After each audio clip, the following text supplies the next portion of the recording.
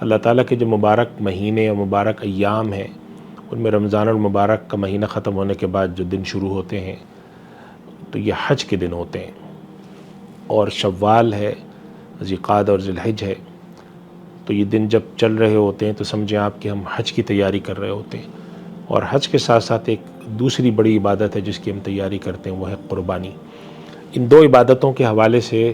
ہمارے یہاں الحمدللہ ایک فکر پائی بھی جاتی ہے، لیکن ایک طرح کی ہمارے یہاں بالخصوص حج کے حوالے سے ایک لاپرواہی پائی جاتی ہے۔ تو میں چاہتا ہوں ان دونوں باتوں کے بارے میں تھوڑی سی دو باتیں آپ کی خدمت میں عرض کروں۔ ہمارے یہاں ایک تصور ہے کہ حج ہمیں جب کرنا چاہیے جب سارے کام ہم نمٹا کے فارغ ہو جائیں، حالانکہ حج پہلے بھی مشقت کا کام تھا، آج اتنے وسائل کے باوجود حج بہت مشقت کا کام ہے، اور آنے والے تقریباً کوئی 5 سے 10 حج جو ہیں وہ تقریباً گرمی کے مہینوں میں آ رہے ہیں،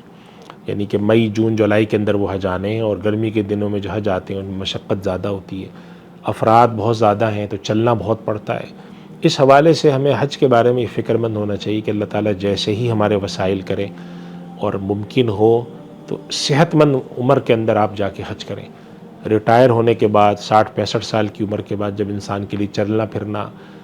مشکل ہوتا ہے، کھانے پینے میں انسان بہت جو ہے منتخب چیزیں کھانے لگتا ہے، بہت ہی سلیکٹو ہو جاتا ہے اس کے اندر، اور آرام کرنے کے معاملے میں اس وقت جا کے حج کرنا وہ انسان کے لیے بہت مشقت کا باعث ہوتا ہے۔ ہم اکثر ہمارے یہاں جو حج گروپ چلانے والے حضرات ہیں ان کی طرف سے شکایت ملتی ہے کہ بر صغیر ہند و پاک، ہندوستان، پاکستان، بنگلہ دیش وغیرہ کا ایک خاص ماحول ہے کہ یہ لوگ بڑھاپے میں یا تھوڑی سی بعد کی عمر میں جا کے حج کرتے ہیں، جبکہ اس کے مقابلے میں دنیا کی بہت ساری قومیں ہیں جن میں جوانی میں حج کرنے کا رواج ہے کہ ہم نوجوانی میں حج کریں۔ تو ایک تو اس حوالے سے اللہ کا شکر ہے کچھ بہتری آئی ہے، اب لوگ جانے لگیں، لیکن اس حوالے سے ایک پیغام کو عام کرنے کی ضرورت ہے کہ بھئی حج بھی کرنا ہوتا ہے، حج بھی ایک عبادت ہے۔ دنیا کے سارے کام لوگ کرتے ہیں، سال میں ایک دفعہ ضرور گھومنے پھرنے جاتے ہیں، پاکستان کے اندر رہتے ہوئے بھی جاتے ہیں، پاکستان سے باہر بھی جاتے ہیں، اپنے بیوی بچوں کے ساتھ سال میں 1 دفعہ 2 دفعہ ان کے انٹرنیشنل ٹرپ ہوتے ہیں جس کے اندر لاکھوں روپے خرچ ہوتے ہیں، اس کے حوالے سے فکر ہوتی ہے، لیکن اس حوالے سے نہیں ہوتی کہ ہم حج بھی کر لیں۔ تو ایک تو حج کے بارے میں ایک مجموعی فکر ہونی چاہیے، اللہ کی طرف سے ایک بہت بڑی عبادت ہے، اور نبی کریم صلی اللہ علیہ وسلم کی جو تلقین ہے، اور اللہ تعالیٰ نے قرآن کریم میں صاف فرما دیا وَمَنْ كَفَرَ فَإِنَّ اللَّهَ غَنِيٌّ عَنِ الْعَالَمِينَ۔ اگر حج کے بارے میں فرمایا کہ اگر کوئی انکار کرتا ہے، کوئی لاپرواہ ہوتا ہے تو اللہ تو سب سے بے نیاز ہے۔ تو ایک تو اس کے بارے میں ہمیں فکر مند ہونا چاہیے، اور اس کے حوالے سے منصوبہ بندی اور پلاننگ کرنی چاہیے، حج کو سیکھنا چاہیے، جسمانی طور پہ اس کی تیاری کرنی چاہیے۔ ایک تو یہ ہے جو ہمیں اپنے یہاں ماحول بنانے کی اور ایک دوسرے کو تلقین کرنے کی اور کلچر بنانے کی ضرورت ہے، اپنے خاندان اور نسلوں کو سکھانے کی ضرورت ہے کہ حج کے حوالے سے فکر مند ہو، جلد از جلد کرنے کی کوشش کریں۔ دوسری بات ہے کہ ہمارے یہاں قربانی بھی حج کے ساتھ آتی ہے، اور قربانی ایک بڑی عظیم الشان عبادت ہے۔ اس کے حوالے سے ہمارے یہاں ہر دفعہ جب قربانی آتی ہے یا حج آتا ہے یا کوئی بھی آتا ہے تو ایسے لوگ نکل کے آ جاتے ہیں جو یہ کہتے ہیں کہ اللہ کو کیا ضرورت ہے، اللہ تعالیٰ کا اگر ہم قربانی نہ کریں تو اللہ کو کوئی فرق تھوڑی پڑتا ہے۔ تو یہ بات ہمیں ذہن میں رکھنی چاہیے کہ قربانی کی اصل ہے عبادت، خدا کے حکم پر قربانی کرنا اس کی اصل عبادت ہے۔ اس سے غریبوں کو فائدہ ہو جانا یا اس سے کسی اور کو فائدہ پہنچ جانا یہ ثانوی بات ہے۔ اگر ہم قربانی نہیں کر کے کسی غریب کا کام کر دیتے ہیں تو اس کا مطلب ہے ہم حکم خدا کی تعمیل نہیں کر رہے۔ خدا کے حکم کی تعمیل یہ بذات خود ایک چیز ہے۔ اللہ سبحانہ و تعالیٰ کے قرآن کے اوپر نظر رکھیں، اللہ کے نبی صلی اللہ علیہ وسلم کے احکام پہ نظر رکھیں تو نکل کر بات صاف صاف آتی ہے کہ جو چیز اللہ نے آپ سے کہی ہے اور اس کا مطالبہ کیا ہے وہ بذات خود ایک عبادت ہے، اس کی جگہ کوئی چیز نہیں لے سکتی۔ تو قربانی کے بارے میں نبی کریم صلی اللہ علیہ وسلم نے تلقین کی ہے کہ خوب دل لگا کر کیا کرو،